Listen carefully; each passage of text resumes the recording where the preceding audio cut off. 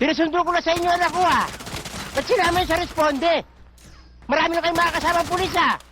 Ginawa niyo pulis woman to, anak ko. Bakit? Eh, ginagawa lang ho namin ang aming tungkulin. Eh, nagkabiglaan ho. Kaya hindi na kami nakatawag ng backup.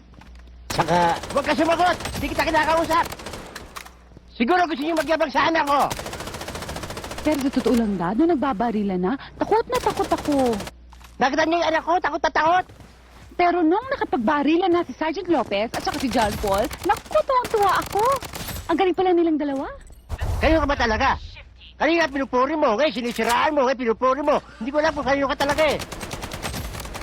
Hoy, kayong dalawa ha? Pag naulit pa ito, iko-court martial ko kayong dalawa. Pati ako, sir? Lalo ikaw. Dapat nga sa'yo firing squad eh. Sige na, magsilaysa kayo.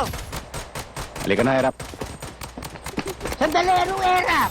Inerap-erap mo ako, masyadong atom. Hoy, halika na. Hoy, stay side yung anak ko, lokal na lokal ka lang ha? Sige na, pipilayan ko yung mukha mo eh. Sir, halika na sabi. Galing mo, Yeah. John Paul. Babu. Ikaw naman ha, huwag kang nakikipag-usap sa mga pulis. Masyado yan matutulis.